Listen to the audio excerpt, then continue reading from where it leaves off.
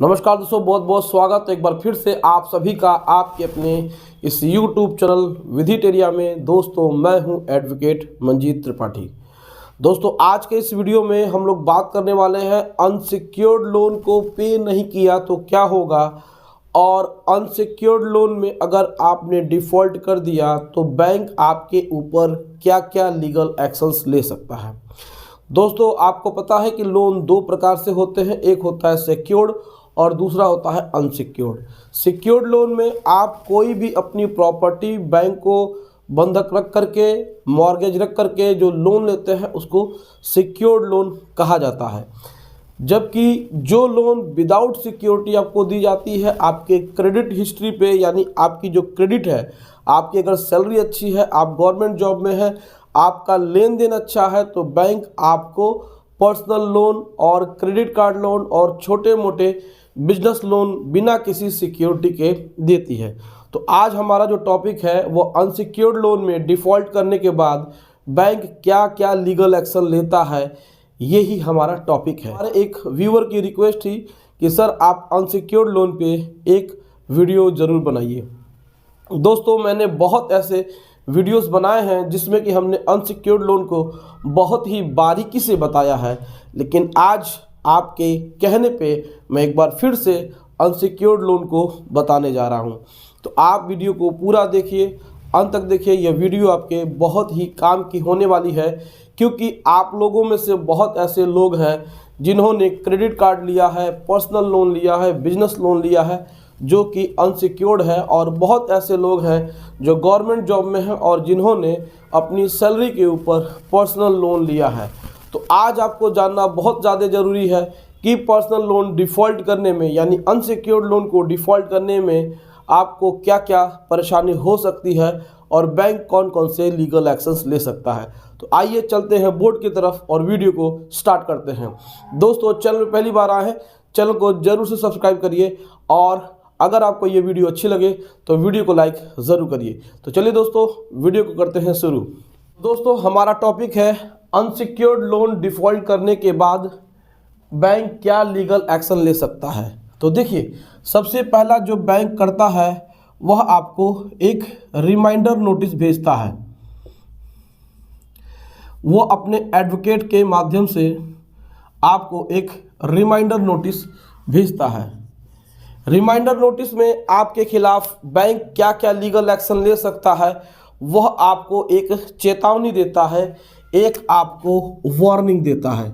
एक प्रकार से यह वार्निंग लेटर या वार्निंग कह सकते हैं, जिसमें कि आपको एडवोकेट की तरफ से 138 अगर चेक दिया है तो, या फिर अगर आपकी ऑटो डेबिट होती है तो आपको section 25 payment and settlement act का, इसमें आपको 138 के बराबर, यानी कि पेमेंट एंड सेटलमेंट एक्ट 2007 यानी 2007 के सेक्शन 25 के अंतर्गत जो केस चलेगा वो भी पैरेलल होगा आपके एनआई एक्ट में। दूसरा हो सकता है इसमें आपको आर्बिट्रेशन का नोटिस मिले। आर्बिट्रेशन पे मैंने बहुत वीडियो बनाई है। आर्बिट्रेशन में क्या होता है कि बैंक एक आर्बिट्रेटर, सोल आर्बिट्रेटर,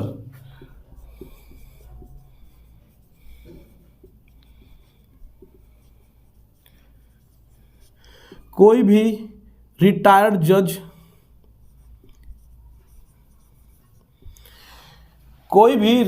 जज से बैंक आर्बिट्रेशन करा सकता है, यानी कि मध्यस्थता करा सकता है आपके और बैंक के बीच में। ये आप हो गए और ये बैंक हो गया, इनके बीच में समझौता कराने के लिए एक आर्बिट्रेटर को अपॉइंट किया जाता है जो कि आपके और बैंक के बीच में मध्यस्थता कराता है, यानी कि समझौता कराता है। इसको बोलते हैं कॉम्प्रोमाइज़, यानी समझौता। समझौता कराता है, ये आपसे कहता है, यानी कि ये बोरोवर से कहता है और ये बैंक है। ये बोरोवर से कहता है कि आप बैंक का पैसा दे दीजिए, अन्यथा आपके ऊपर ये प्रॉब्लम होगी। तो ये आर्बिट्रेशन आपको दूसरे शहर में बैंक कर सकता है इसमें आपको इस बात को ध्यान रखना है।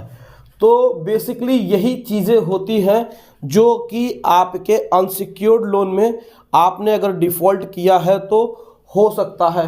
138 जो होता है केस, वो एनआईए एक्ट में मैंने बहुत बार बताया है, यानी कि नेगोशिएबल इंस्ट्रूमेंट एक्ट के सेक्शन 138 में ये चेक बाउंस का मुकदमा होता है, चेक बाउंस का केस होता है। इसमें क्या होता है, 2 साल की जेल है, 2 साल की जेल है प्लस पेनाल्टी है।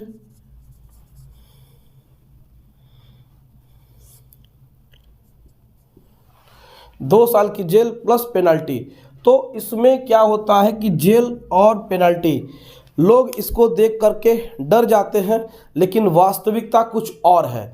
जब तक आप बैंक के साथ कोऑपरेट कर रहे हैं, कोर्ट से समन्स आ रहे हैं, आप अपीयर हो रहे हैं, केस पे जा रहे हैं, तारीख पे जा रहे हैं, तब तक इस केस का जो नेचर होता है वह सिविल नेचर होता है।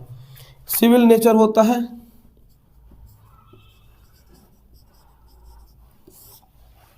सिविल नेचर का मतलब होता है जो भी विवाद होता है, पैसे रुपए संबंधित होता है, वह सिविल नेचर के अंतर्गत आता है। लेकिन जैसे ही आप इसमें भागते हैं तो यह क्रिमिनल नेचर का हो जाता है।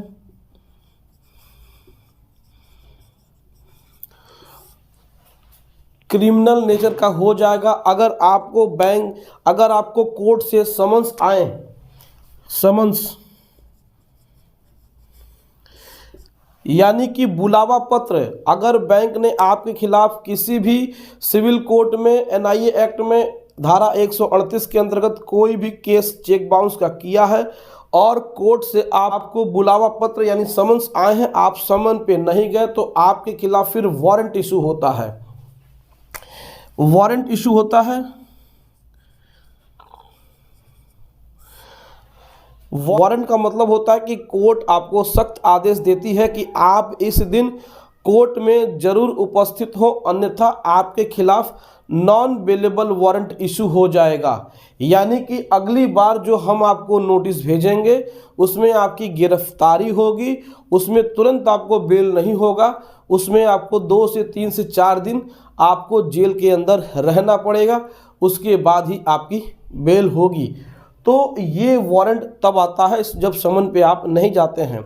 समन्स के बाद नॉन बेलेबल वारंट इशू हो जाएगा, यानी कि इसको बोलते हैं NBW, नॉन बेलेबल वारंट, यानी कि आप खड़े खड़े जमानत नहीं ले सकते हैं।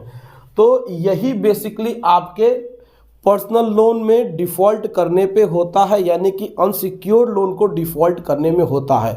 इसके अलावा 2 और स्टेप्स हैं, वो भी हम आपको बताते हैं। वारंट इशू के बाद जब आपके खिलाफ बैंक देखता है कि रिकवरी की रकम ज़्यादा है, बहुत ज़्यादा है, यानी कि 20 लाख, 25 लाख, 30 लाख, 40 लाख, कभी कभी मामला 1 करोड़ रुपए तक भी हो सकता है। बहुत सारे ऐसे लोग हैं, बहुत ऐसे बिजनेसमैन हैं जिनको कि 1 करोड़ रुपए तक का पर्सनल लोन मिल सकता है, यानी अनसिक्योर्ड लोन मिल सकता है और मिलता भी है। ये बैंकिंग की हिस्ट्री है, इसमें होता है। आपको ऐसी अचंभित होने की ज़रूरत नहीं है। बहुत सारे लोगों का कमेंट आएगा कि बिना सिक्योरिटी के 1 करोड़ का लोन कैसे मिल सकता है, तो ऐसा होता है। मेरे पास बहुत ऐसे केसेस आए हैं, कमेंट में भी आए हैं कि लोगों ने कहा है कि सर मेरे पास डिफरेंट टाइप्स ऑफ बैंक के 1 करोड़ के लोन हैं। बहुत सारे से लोग का 20-25 लाख रुपए भी होता है जो कि अनसिक्योर्ड होता है, जिसमें कि आपको CGTMSE से मिलता है, यानी कि जो सब्सिडी वाली लोन होती है उसमें आप बिना किसी कोलेटरल के आपको लोन मिलता है। तो ऐसे लोन की रिकवरी के लिए बैंक एक और हथकंडा अपनाता है, वह DRT में केस फाइल करता है। DRT में केस फाइल करता है। अब आप कहेंगे सर कि DRT में तो सिक्योर्ड लोन के लिए बैंक जा सकता है, लेकिन अनसिक्योर्ड लोन के लिए भी बैंक DRT में जाता है। इतने बड़े लोन की रिकवरी के लिए बैंक आपके खिलाफ DRT भी जा सकती है। अब आप कहेंगे DRT तो सिक्योर्ड लोन के लिए जा सकते हैं, लेकिन ऐसा बहुत बार देखा गया है कि जब आपके अनसिक्योर्ड लोन की वैल्यू ज़्यादा होती है तो बैंक DRT में केस फाइल करता है। वह किस एक्ट के अंतर्गत करता है वो हम आपको बताते हैं। तो बैंक आपके खिलाफ द रिकवरी ऑफ डेब्ट एंड बैंक करप्सी एक्ट 1993 के सेक्शन 25 के क्लॉज 1 और क्लॉज 2, यही वो एक्ट है जिस एक्ट के अंतर्गत बैंक डीआरटी में आपके अगेंस्ट में केस फाइल करता है और आपके अनसिक्योर्ड लोन के लिए वह आपके किसी भी प्रॉपर्टी जो कि मूवेबल हो और इमूवेबल हो उसके अटैचमेंट के लिए आरसी यानी कि रिकवरी सर्टिफिकेट इशू करवाता है। तो अनसिक्योर्ड लोन में भी इस तरीके की प्रॉब्लम आपको देखने को मिल सकती है।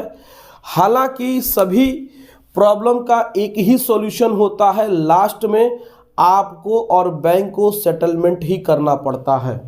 यहाँ पे आपके साथ बैंक सेटलमेंट करती है, केस चलते रहते हैं, तारीखें पड़ती रहती हैं, दोनों पार्टी परेशान हो जाते हैं। लास्ट में इसका कंक्लूजन सेटलमेंट होता है, चाहे वो क्रेडिट कार्ड हो, चाहे वो ओडी लिमिट हो, चाहे वो बिजनेस लोन हो, चाहे वो सीजीटीएमएसी से कवर कोई भी लोन हो।